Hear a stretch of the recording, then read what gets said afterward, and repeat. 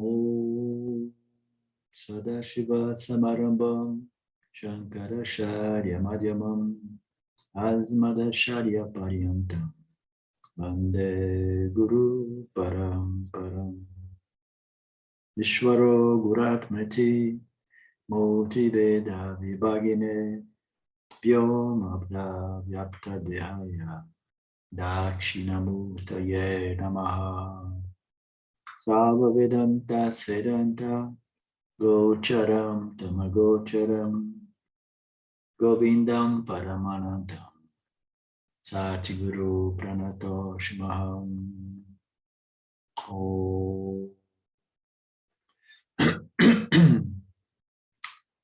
Om Shanti, Shanti, Shanti Om. Namaste. Welcome,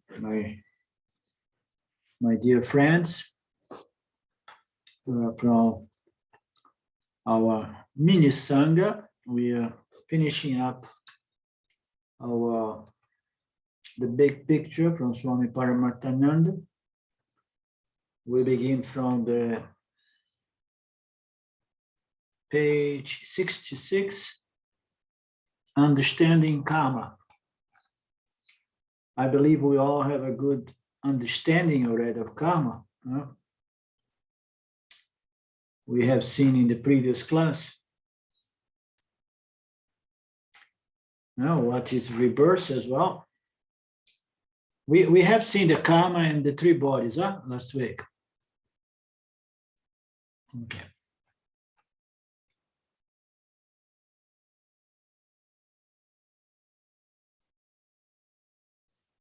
We have seen that it's not absolutely entirely correct to say that God determines what kind of birth and what kind of deaths we individuals experience, because God is not alone in the creation. So jivas are contributing with our karmas.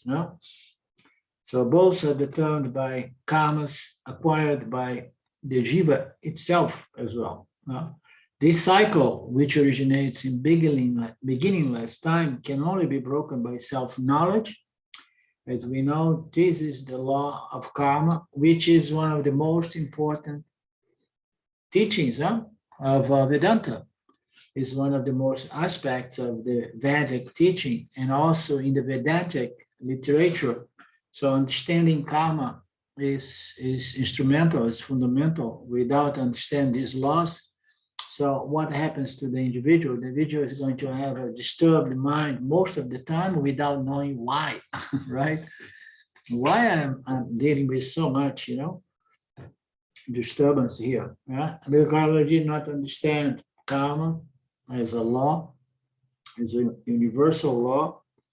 And therefore, I couldn't see the connection between my thoughts, attitudes, words, and deeds, and the way I experience myself, subjectively and objectively, the way we experience the world. So if we don't understand karma, it means we're going to have a hard time to go through the process of refinement and purification of the mind and the intellect so that it is fit for vichara, for investigation, self-inquiry, and self-knowledge. Before we go further here, do you have any questions regarding karma? Or I don't have a question, Arlindo, but I have a comment. I heard a nice equation about karma this week, and it said future prarabdha karma is nothing but past prarabdha karma modified by actions in the present. Yeah. Swami Shimayananda used to have those statements. I mean, he used to emphasize that now, here, now, our actions is what's building our destiny, So our actions, our agami karmas is what's going to feed into the load of our sanchita. And then the sanchita is gradually manifesting to become our prarabdha karma. Yeah, it's pretty much on those lines. Yeah. We're going to see a little bit more about the three types of karma today. There are many advantages to understand the law of karma and its implications. The law of karma explains the difference and disparities between beings from birth. Between beings from birth. Okay, I understood. So we all birth, we all, how do you say? We are all born, you know, and some of us is going to have a very smooth trip, you know, through this lifetime, and some are going to find a lot of bumping roads and a lot of challenge and a lot of physical illnesses and so on. So we see that when we understand the law, this universal law, and then we can understand why there are different beings, you know, different life histories, you know, the disparities between beings from birth. We often wonder why some people experience disadvantage from a young age, such as being born with a disability or health defect. So why? So we can somehow pacify our intellect by understand that there is a universal law operating, and it is karma, you understand? And we're going to see more on those lines, because otherwise we will say like, oh, God is unfair. Huh? Why the baby has been born that way? Huh? Why I'm here enjoying wealth and health, and so many people in Brazil, for example, experience extreme poverty and sufferings and physical disabilities and so on. So why? So we understand. So this is a very structured and ordered universe, and it's projects so that people can come and learn and progress, and by processing our karmas, so we can either elevate ourselves, meaning to say, creating the circumstance for better birth and further growth, or we can decline. So, and that is the price tag of being born as a human being. We have this responsibility in our hands. So we either do live our lives in a way that it elevates ourselves or decline. And if we have too many papa karmas hanging there or suspended as Sanchita, and then so Ishwara, oh my God, this guy, look, he has done a mess here, and now he has a lot of karmic debts. So I have to help him and make him pay these debts as soon as possible. So let, you know, just to the get-go, let have him born with a disabled, you know, or something like that, you know, or huge challenge from early young age. So this karma law helps us to understand. We often wonder why some people have this challenge from early age, like a health defect. The law of karma reveals that this is a result of papam. Life is no mere accident, but life is the result of fructifying past karmas. So we have to understand that what we do today, it's going to go into our account, and it's going to be paid, and it's better we have that understanding rather than say, okay, anyhow, it's not going to be me, it's going to be a different jiva. No, it's the same individual soul going through its process, you know. And even if this soul is not going to remember who it was today, you understand? It's still there experiencing the results of whatsoever I have brought into the system. And even if you don't remember, you need to have a positive. You don't remember who you were before, but you have to have a compassionate, positive action towards the guy who's coming, the jiva who's coming after you. and also, generally speaking, to the field, to the Dharma field, because you want to bring more merits, more punya, into the field, so that this field of action is more and more fit or conducive to self-inquiry and self-knowledge. So you need to understand karma. Life is the result of fructifying actions from our past. Understanding karma enables us to accept our suffering, even though we have committed no bad actions in this lifetime. Just imagine, oh, no. Give him a break, Ishvara. I was born a saint, and I have never done anything. My actions were impeccable. And why I'm suffering such? Yeah? Again, I mean, I can't help but bring Ramana Maharaj into the picture. Why such a beautiful soul would suffer so much in his later stage of life with cancer? So even if we have committed no bad actions in this lifetime, so if there is suffering, there is papa.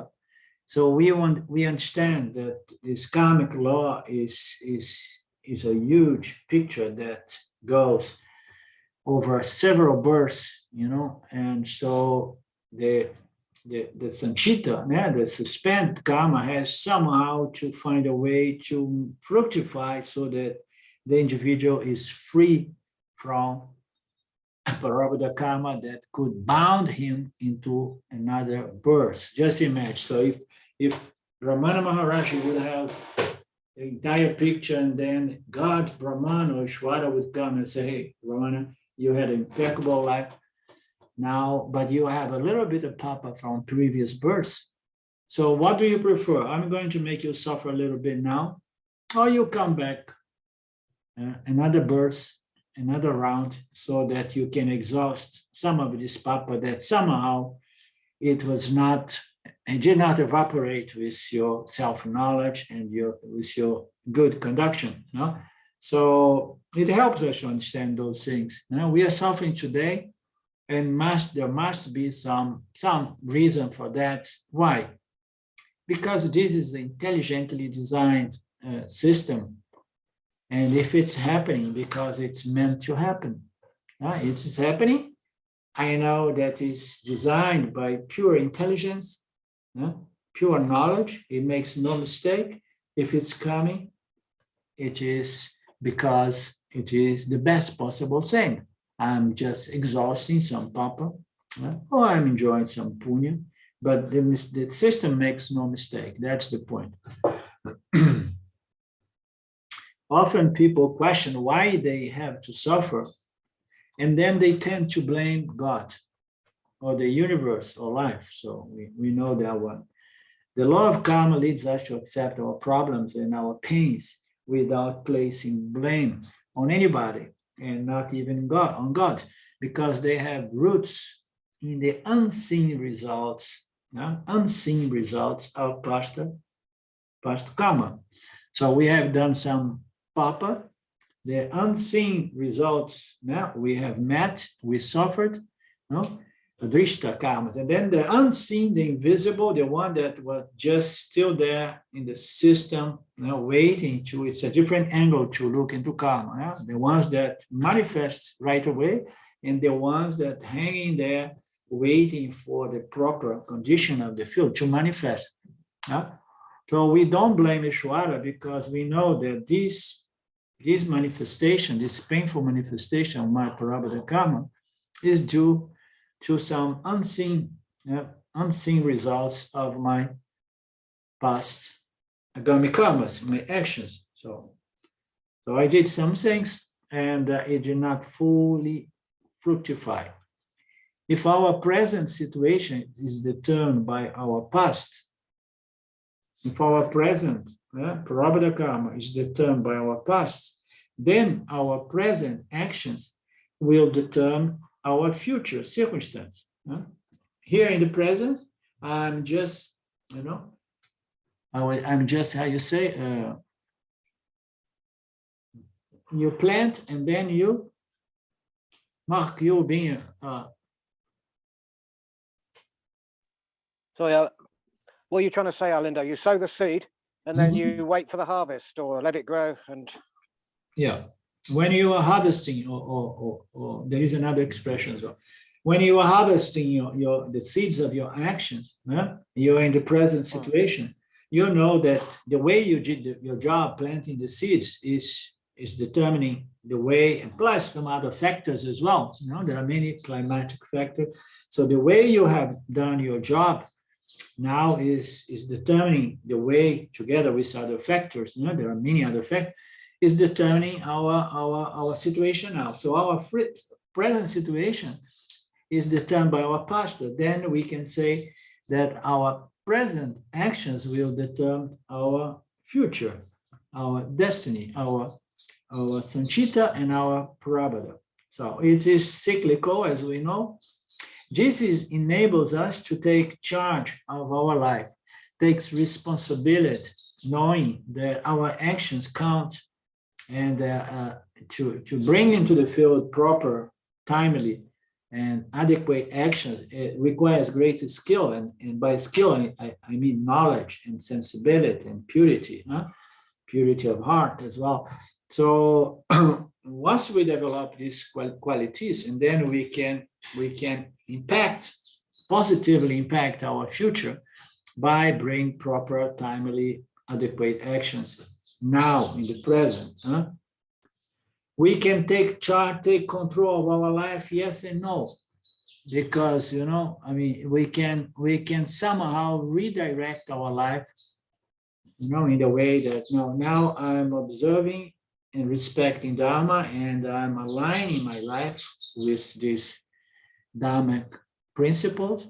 And then I'm directing my life towards what? Towards elevation, spiritual elevation. Okay, but then it can go up and down, zigzags. It does not mean that I have full control. Then we can really take charge of our lives, as I said, yes and no. But I can have a positive impact. My life counts, and they are going to be directing my life. As a doer, we can direct the course of our lives. Exactly. As a doer, we can direct, and then as a receiver, we're going to receive whatsoever Shwara brings. I'm directing my life positively. I'm directing my life towards elevation. But when I become the receiver, the bhokta, and then it is what it is. Because there will be some papas there coming from previous births, and some papas that are still there, from this present lifetime. And then it goes on to say, the world does not determine our future, only our actions in here and now does. Okay? So therefore, we can exercise free will. The world does not determine our future, so I have to take the liberty to say that there are different levels of karma, and we have universal values, universal karmas as well. So on a personal level, I may be doing a great job, but as a planetary being, our planet and the species called human beings here, we may have to go through papam. And then on the world level, we may have to go together through some papam in spite of my good punyas, the punyas I have been showing, presenting into the field.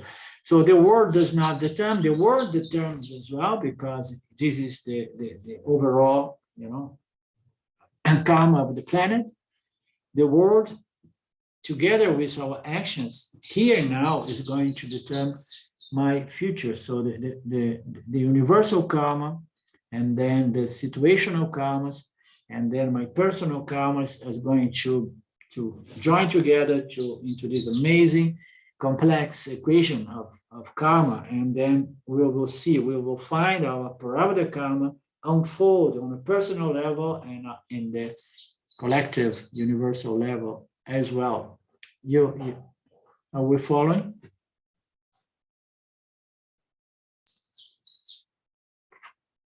the most important thing is that therefore we must exercise our free will. Now we saw that there is no free will, so there is free will from the standpoint of Jiva. There isn't really free will from the standpoint of Ishvara, and much less free will from the standpoint of Satya, Brahman, our true nature, as a karta, that which does not do anything. But it's very important, important to understand in which way we must exercise our free will, because our free will is what's going to determine the direction of our life. No confusion about that, right, Claudio? Or still something to be cleared? No. There are no confusion, but I'm still subject to forgetting.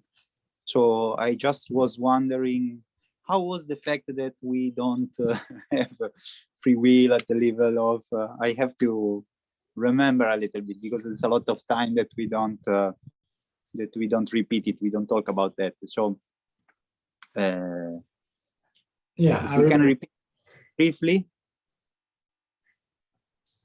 Well, in which way? I mean, we have free will as Jiva, you understand? And we must exercise. I asked you because I remember that you had this question, which is very common, and I had people here in Brazil that after 5 years or more, they're still like confused about whether we have free will or we do not. Even people who seem to have a good self-knowledge, still they're a little bit confused, which is what Krishna says, that even wise people are confused about action and inaction, So in which way I don't do any action, and therefore there is no question of karma and free will, in which way I have to do actions because I was designed to act and exercising my free will, which is going to determine my mental condition, in the near future, or in the right moment.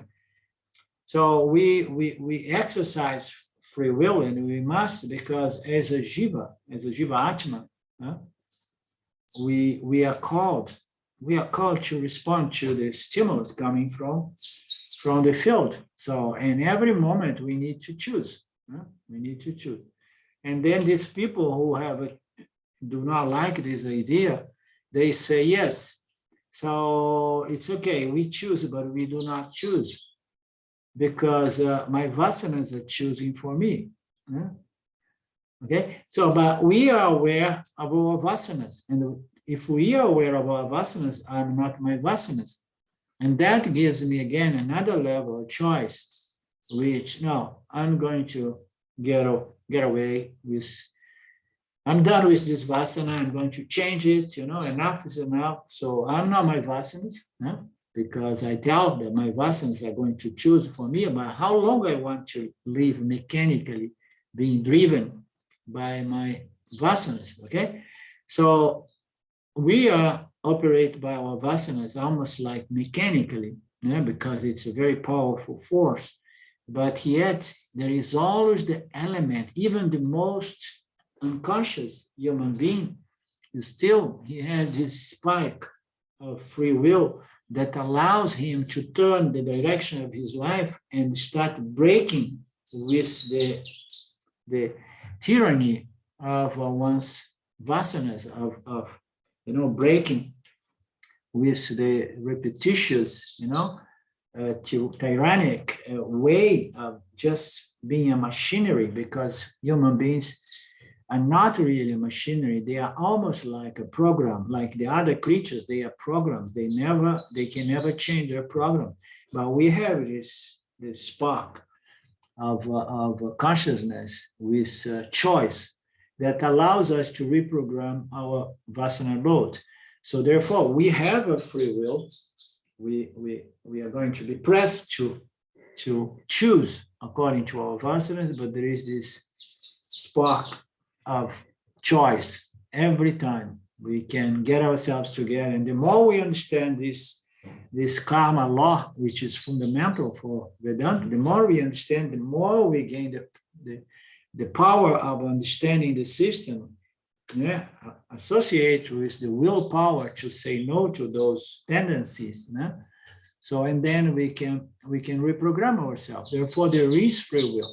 But when we say that everything is Ishvara and you do not count much, is because our actions, the good exercise of our free will is very, very fundamental, but still it does not guarantee results because there are many other factors. There are many different levels of karmas, including those from past lives, past births, that are going to be impacting and modifying or impacting my Parabhada karma in a way that one say, okay, so I have been doing so well for the past 2 days, why I'm still suffering? Huh? For example, now extreme example. So we have this free will, but we need to understand it's our choice is one among many other factors that are going to contribute to our Parabhada karma, and we must exercise this free will to the best of our ability, of course.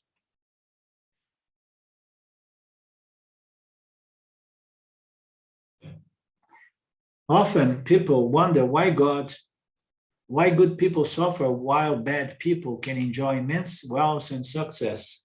Only by understanding the law of karma can this be answered.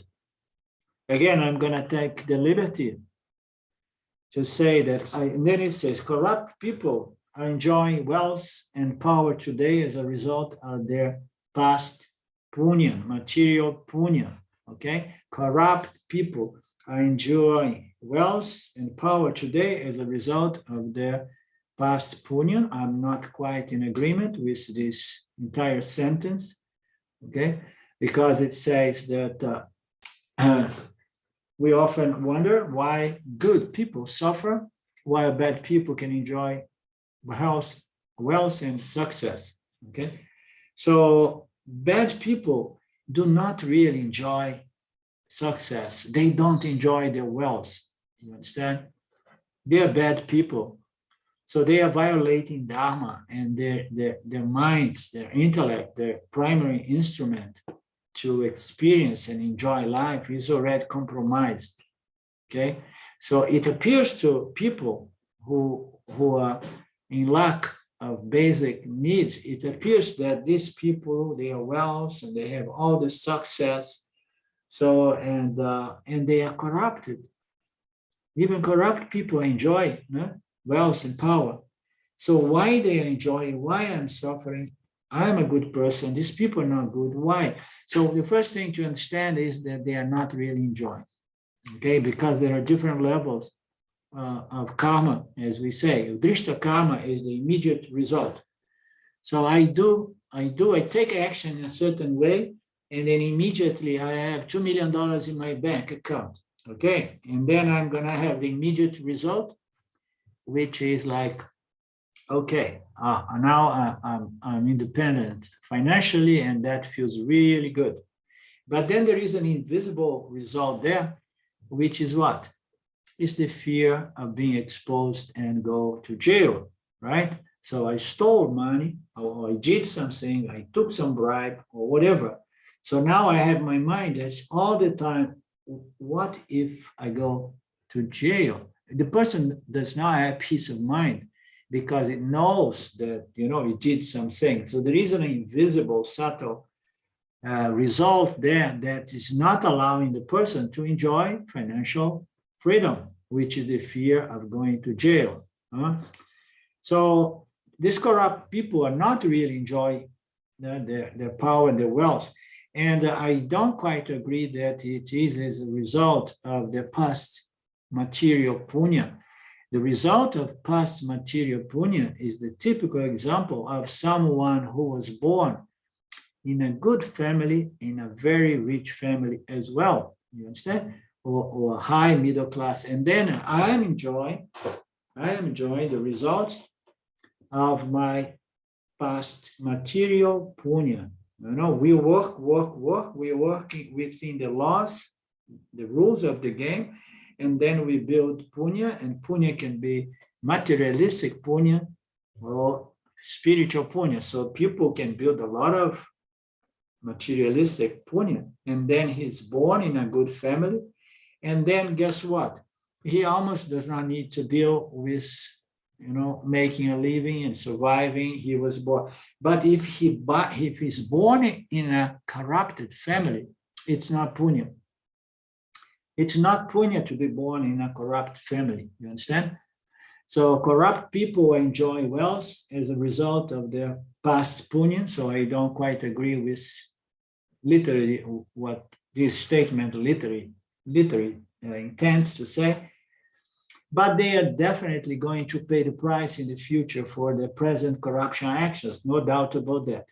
Similarly, good people are suffering on account of previous papas. So that is clear, transparent. There is no misunderstanding. It's a straightforward statement.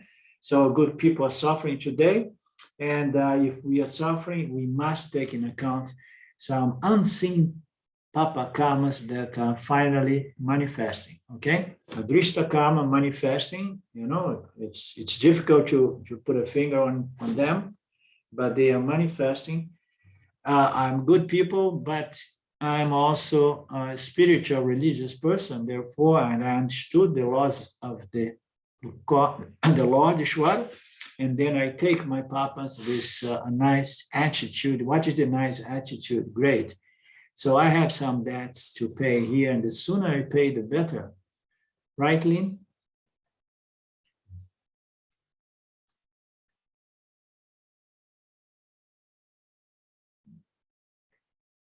So good people suffering on account of previous papas. Their present actions will, however, accrue punya to their account, which will fructify in the fullness of time. In due time, life is a play of punya papa.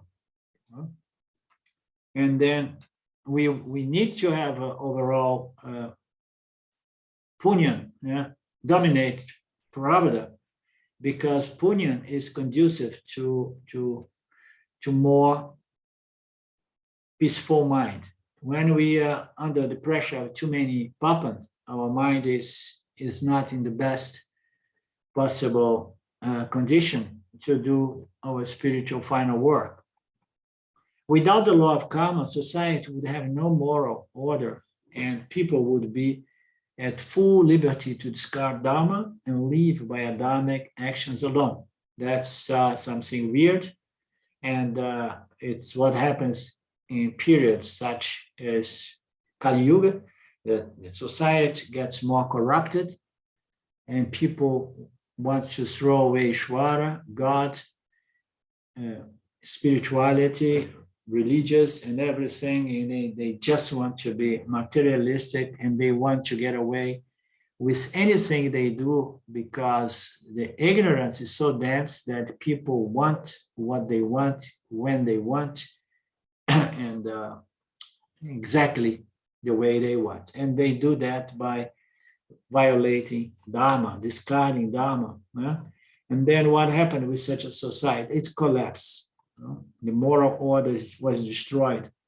People want to just get what they want at any moment, at any time, by all means. Life only makes sense when the law of karma is understood and observed. We see that God can never be unjust. If a judge acquits one person in case and convicts another, it's not because of his personal viewpoint and partiality. So it's not the judge in this case, it's condemned someone. It's not because the judge did not like the person. It's just following the rules of the system. So Ishwara, the same way, is giving back to us what we need to receive in order to settle our account. The decision of the judge is based on the actions committed by defendants. The Lord, the universal judge, very nice, can never be unjust, can never do injustice. We know that judge sometimes makes mistake, but that's not the case with Ishwara. Ishwara is just pure knowledge, pure intelligence, and never fails. You know, it's precise because it's a body of self-conscious chit. It's a body of self-conscious sattva. Huh?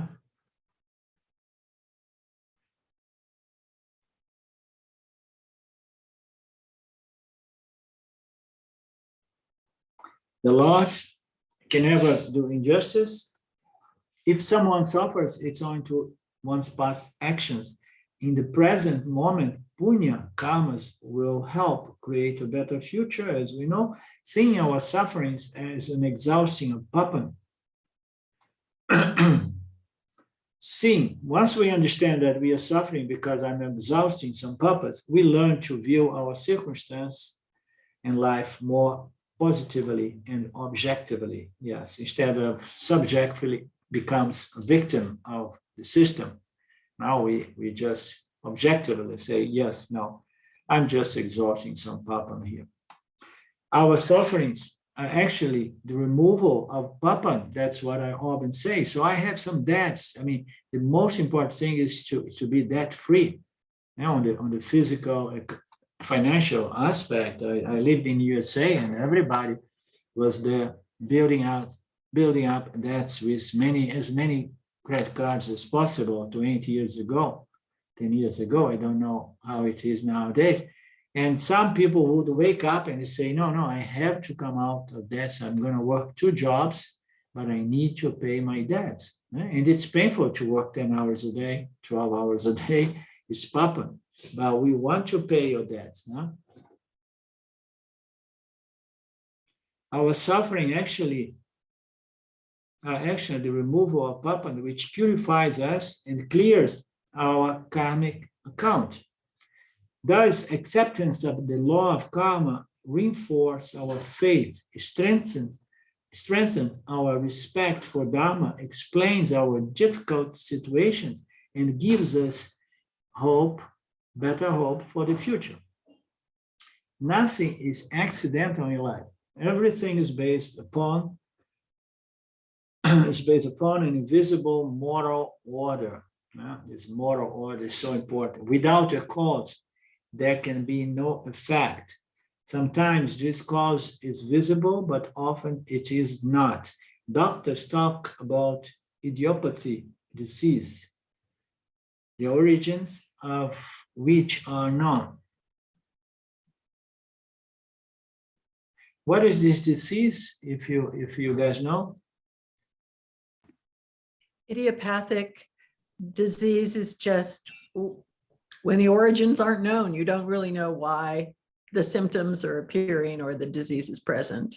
Okay, it's unknown. It's a disease with unknown cause. Idiopathic disease, the origins of which are unknown. The cause may be unknown, but this does not mean they are non-existent. Very nice. So we know that there is an effect here. We don't know the cause, but the cause is there because there is no such a thing as an effect without a cause. No? Yeah, I mean, most of our science, medical science, does not really understand the cause of anything. You know, they tend to treat the symptoms, the effect. It's very difficult. I lived in USA, and it's very difficult to find a real holistic doctor who tries to figure out, you know, see the body as a one single organism and try to find the root cause of those symptoms and try to address the symptoms rather than the effects. The cause may be unknown, but this does not mean that they are not there. All medical research is based on the conviction that without a cause, there can be no effect. This is the essential core of the law of karma.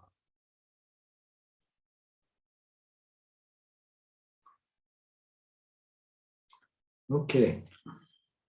There are three three types of karma, as we know: Sanchita, Prarabdha, and Agami. Sanchita karma, all the fructified punya papa karma accumulate from previous lifetimes. So it's called Sanchita. Okay, they are the karmas that somehow are hanging there because there are some unseen results that did not fully fructify. Okay, so here it says that it comes from previous lifetimes, and then it's called Sanchita. But we need to understand that our agamis, our arriving karmas, they are going to be feeding into the Sanchita as well. Okay, so we have our actions, which feeds into our Sanchita. So, and then we have this punya papa karma accumulated, from previous lifetimes, and whatsoever I'm putting there as well in this lifetime.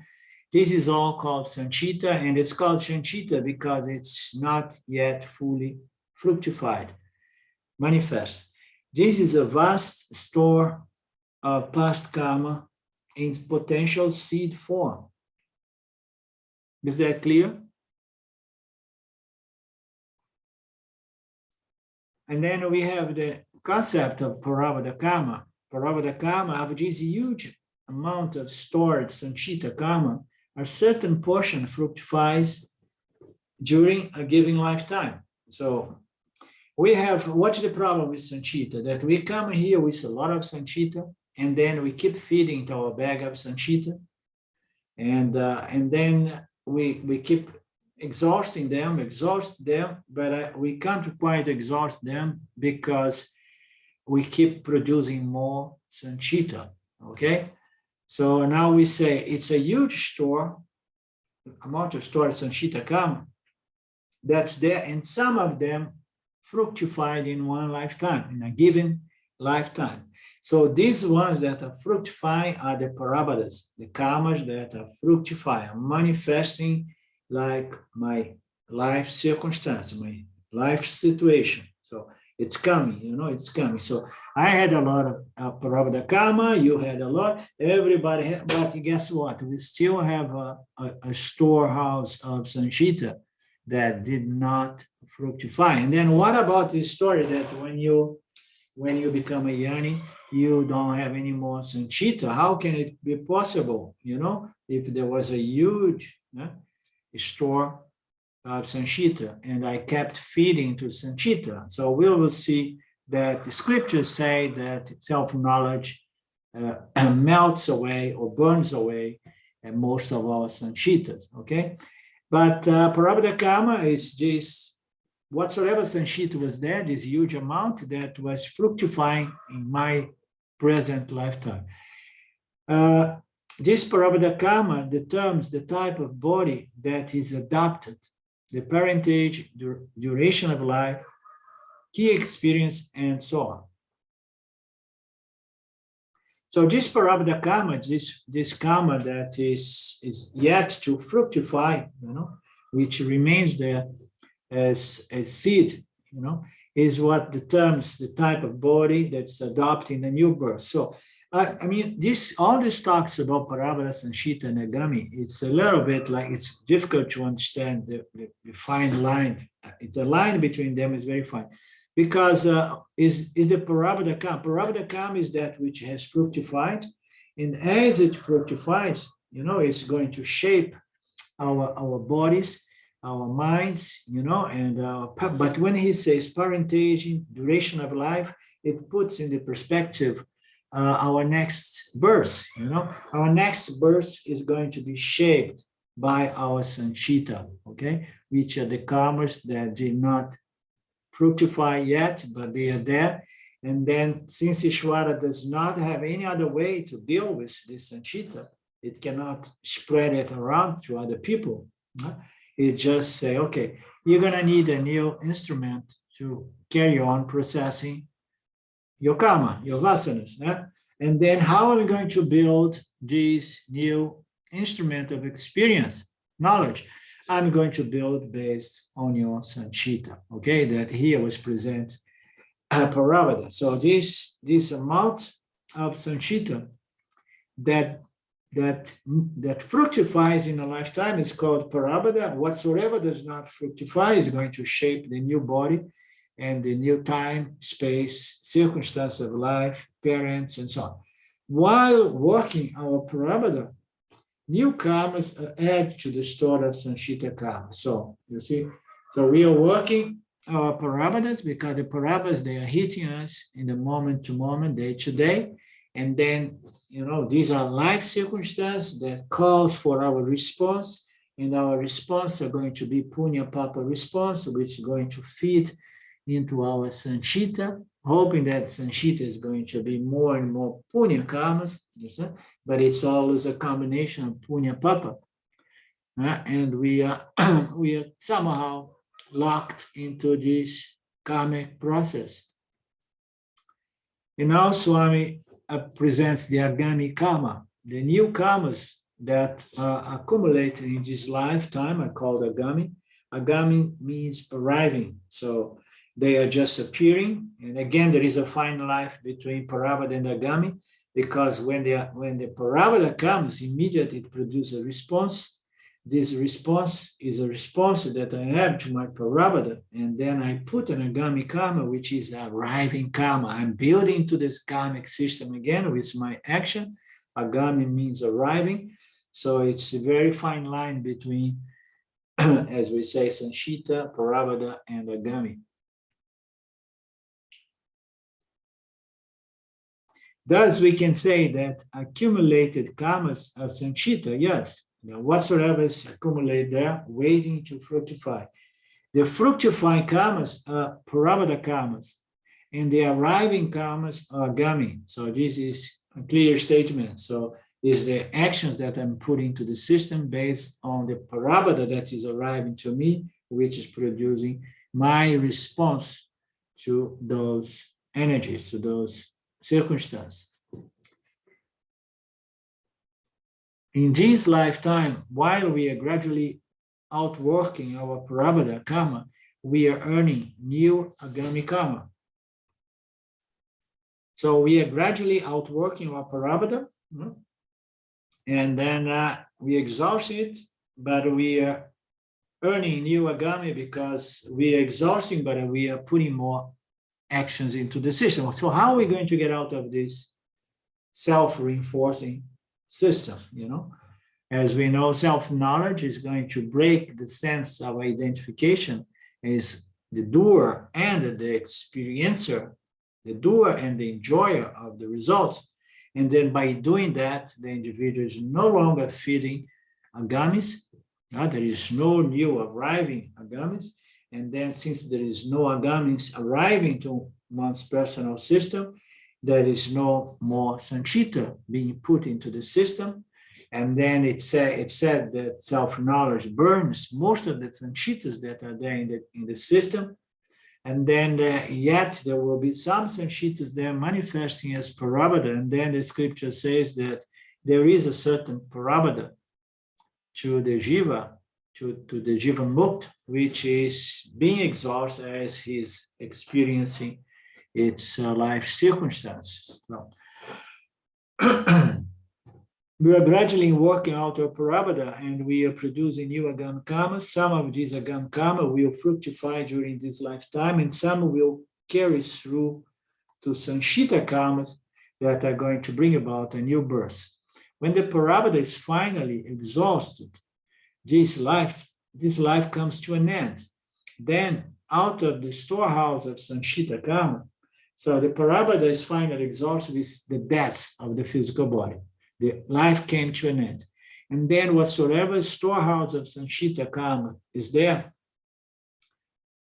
is going to, another portion becomes Parabada, leading to the next birth. This is the cycle of karma that goes on and on and on and on, as we know. Yeah, we are the last paragraph. So the karma of the yoni, this is what may be the most interesting here. The scriptures say that self-knowledge, yoni, is so powerful that it's capable of destroying the sanchita, the storehouse of sanchita karma. Okay, so I tend to accept this statement, although it's difficult. How can self-knowledge destroy what is already hanging there, suspended there in the system? You understand? It sounds a little bit strange, but guess what? I respect this statement because somehow I saw it working and happening with me. When self-recognition took place, immediately I felt that I was not having those incredible hardwired tendencies to respond to my experience. You understand? And I was not understanding why the way I was responding to my life circumstances have changed so radically. Okay.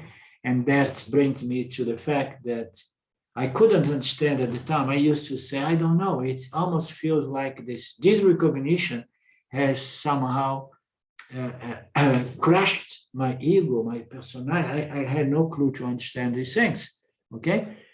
But I could sense it at the time. And later on with Vedanta, I could wrap my mind around that phenomenon that self-knowledge has incredible power to purify our load of past sanchita karmas, you know, sanchita suspend there. So it's very powerful self-knowledge. Jnana burns away most of the sanchita karma, like radiation, blah, blah, blah. I don't like very much that analogy. For the yoni, sanchita karma gets eradicated by the power of self-knowledge. So this is the main point in there. You want to say something, Lynn? I was just thinking that for Yanni, the identification is so shifted that it becomes a fact that as the self, it never was a doer. It never was an enjoyer, and ergo, how could it own the products of the bhokta and the karta? Yeah. The sanchita.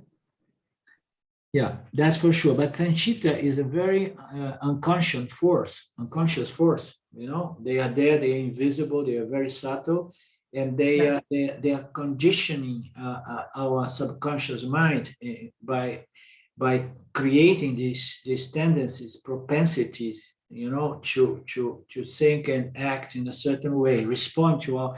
So these tendencies, they are there in our causal body, and the self-knowledge has a power to go there and somehow and burn a lot of those sanchitas, and which is different from just understanding, no, this is my true nature, this is my true identity. I was never a doer of actions, therefore I'm not subject to this.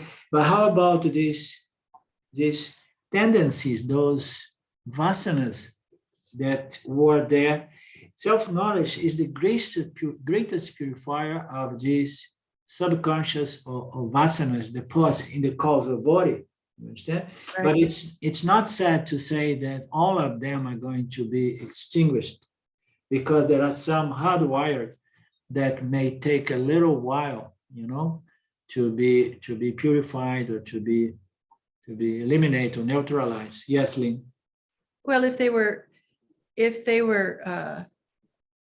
resident, they'd still be if they are hardwired, they're hardwired for jiva, so that they would be considered the prarabdha. Yeah. And I've heard a beautiful expression about roasting the seeds of karma. Yeah. It's like the seed's still there, but they don't sprout. Yeah. Yeah. This is a classic Vedantic metaphor.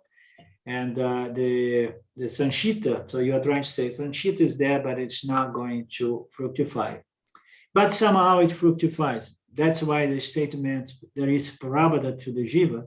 The fact, my take is that for the yoni, there is no agami, there is no sanchita, and there is no parabada. because he broke the identification with the doer and the enjoyer, the receiver, okay? And then there isn't, okay? But somehow, Sanchita may still be there, some Sanchita, and it's manifest as Parabhada, but the Yoni is not going to own its vasanas and the fructification of the vasanas as one's karma, one's Parabhada karma. It does not own. It understood that this belongs to Mitya, I am Satya. So there isn't really.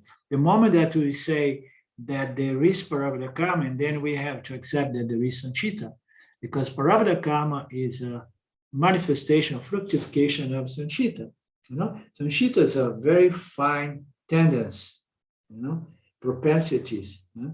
So these tendencies, they are there, they may, but these tendencies, they get minimized big time with self-knowledge. And as time goes, it really diminish. You can see that those vasanas are losing energy, power, because you no longer identify with them. You understand?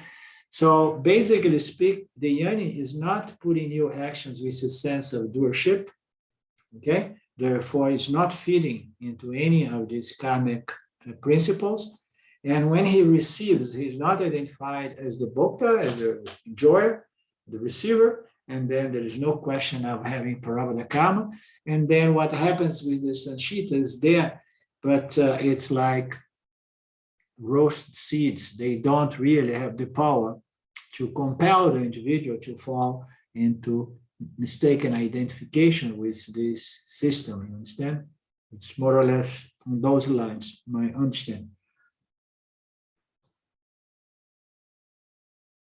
The Parabhada karma of the liberated soul is exhausted through experience, as we have said. The Yoni accepts the Parabhada as God's will and allows the body to go through those karmas, allows the body.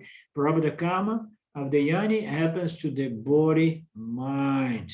Yoni is not the body-mind. It's not even the body-mind, because the mind-body is one single complex organism, integrate, and the mind may become sick and ill and tamasic, experiencing illness like Ramana did, you understand?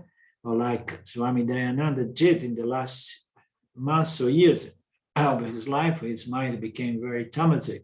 So the Parabhada, whatsoever Parabhada is going to affect the body-mind construct, but not the jiva. Huh?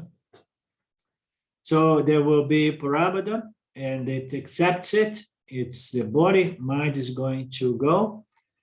We take care of the body and protect it because we need the body to help us achieve our goals and our highest goal. The Yoni has already attained the highest goal in life and does not require the body-mind for achieving anything. So exactly, he just let it just exhaust itself, this Parabhada that's going to affect the body-mind, but it's not doing any more actions for any other means, ends. It does not do actions for any ends, except for fulfilling its own roles in life. It's Swadharma, let's say. Therefore, the Yoni allows the body to experience its Parabhada until all such karmas are exhausted and the body expires. Agami karma does not accrue to a Yoni because his or her actions are henceforth done without the sense of ego, doership, and ownership. In other words, without the identification with the not self. So the agamis also, they are gone. Therefore, at the time of death, there is no karma remaining for the Yoni. So, in theory, so the Yoni, but let's imagine the Yoni became a Yoni and then he dies 2 minutes after becoming a Yoni. So what happens to maybe some Sanchitas hanging there? So at the time of death, there is no karma remaining. There is no Sanchita and there is no Parabhada. For the Yoni, Sanchita is burned. Parabhada is exhausted by experience and Agami is a void. Agami is neutralized, would be better said, is neutralized by breaking the identification as the doer and enjoyer. There is therefore no question of rebirth. So we never know, only Ishvara knows, I would say. And so all three bodies merge into the macrocosm, gross, subtle, and causal worlds, respectively. So all the three bodies, they are just they merge back into Ishvara on the macrocosmic level. No? While living, the Yoni enjoys Jiva Mukti, and after death becomes one with the totality of Brahman, meaning to say Vidya Mukti, which is nothing, there is nothing experiential about Vidya Mukti. Vidya Mukti is just a concept which indicates to the fact that the individual soul it merges into the ocean of Brahman and no longer holds an identity as an inferior nature, meaning to say a jiva. No? This is the fruit of self-knowledge. The liberated Yoni is free from all forms of bondage forevermore. So, in that way, we came to conclude the big picture. I have enjoyed. I hope you guys did as well. And next week, we will begin with the new text. Okay, I'm going to remember to send an email earlier. Let's see if we can attract some of our old friends, participants.